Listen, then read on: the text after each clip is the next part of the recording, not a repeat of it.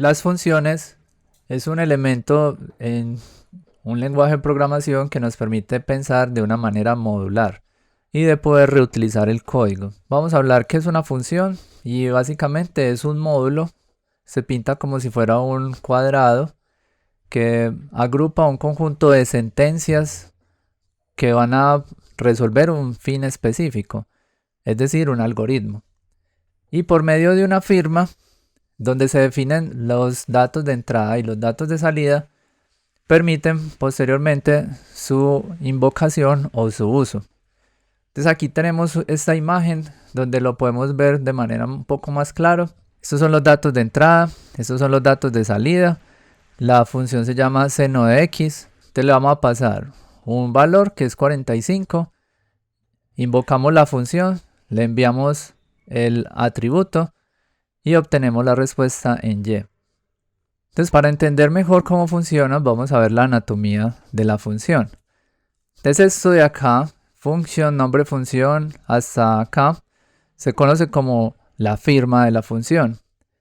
Empieza con la palabra reservada function, un espacio y el nombre de la función. El nombre nos lo inventamos nosotros dependiendo de lo que va a ser este módulo. Y aquí sigue la lista de parámetros, es decir, los datos de entrada de la función separados por coma. Y acá internamente pondríamos las sentencias que se van a ejecutar cuando se invoca la función y adicionalmente pueden tener un valor de retorno hacia el exterior. No siempre hay que poner retorno. Entonces aquí pues está explicado las diferentes partes para que lo repasen. Eso les voy a dejar en la descripción del video esta información. Vamos a ver cuáles son los tipos de funciones. Entonces tenemos una función que recibe parámetros, que tiene parámetros y no tiene retorno.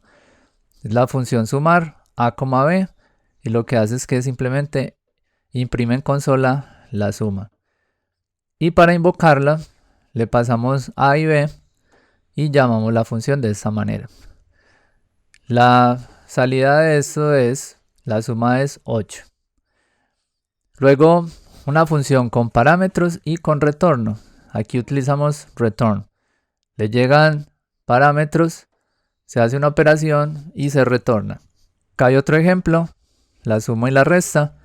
Entonces para invocar suma a, b, le pasamos los datos y luego imprimimos el valor que queda almacenado en C, que es lo que me retorna la función. O también podemos invocar directamente la función de esta forma. Entonces aquí vemos cuál sería la salida. Luego sigue sin parámetros y sin retorno. Entonces no hay datos de entrada y no genera datos de salida.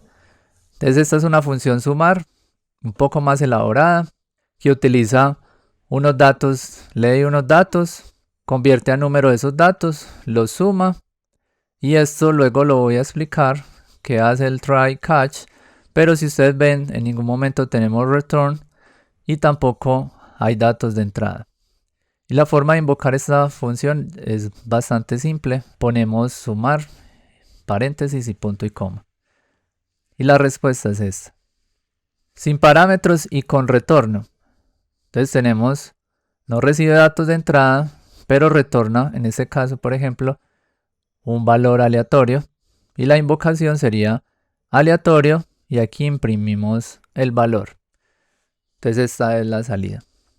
Esa primera parte es las diferentes formas que podemos utilizar una función. Vamos a ver unas diferencias desde el punto de vista de sintaxis cuando vamos a usar funciones. Entonces, por ejemplo, puedo asignar una función a una variable. Entonces aquí tenemos function, no tiene un nombre, abre y cierra llaves y se le asigna a una variable. Entonces esta variable incluso yo la puedo pasar a otra función, podríamos hacer muchas cosas, lo que ya sabemos de JavaScript. En este caso simplemente la voy a invocar de esta manera. Y este es el resultado. Hay otra función que es muy popular, se llaman los arrow function o funciones flechas. Entonces miren que acá se condensa la firma En parámetros y utilizando la flecha se define el cuerpo de la función. Entonces acá tenemos este ejemplo con el arrow function. Lo podemos asignar también a una variable como en la anterior y simplemente invocamos por el nombre de la variable y le enviamos los datos que espera. Esta es otra forma de escribir lo mismo, un poco más simplificada. No es necesario poner las llaves y el return por defecto él va a obtener este resultado. Entonces el return está implícito. Y otro es una función anónima. Una función anónima es una función que no tiene nombre. Las funciones anónimas se pueden invocar pero en el momento de su creación. O se puede asignar también, como veíamos anteriormente, a una variable. Entonces las vamos a utilizar en próximos temas. Entonces por acá vemos cómo llamar a una función anónima en este caso.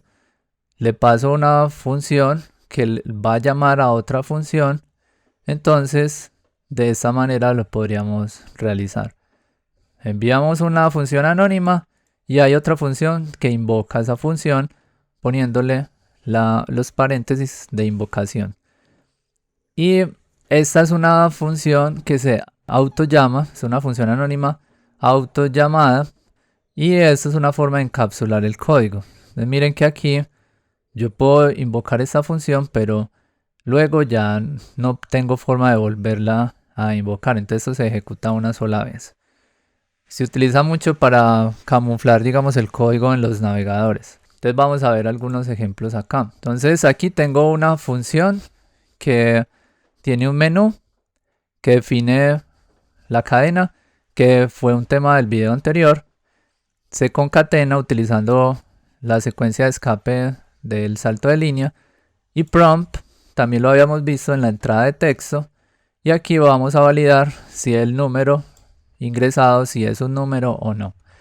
Y luego, dependiendo de la operación que seleccione aquí en esa función, vamos a ejecutar algunas otras funciones utilizando también condicionales. Entonces este ejercicio es muy simple, pero lo interesante es que estamos mezclando todo lo visto hasta el momento.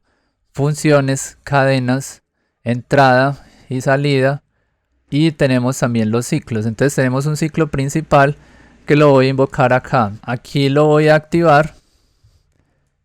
Entonces él se va a activar y va a aparecer esta ventana. Entonces 1 para sumar.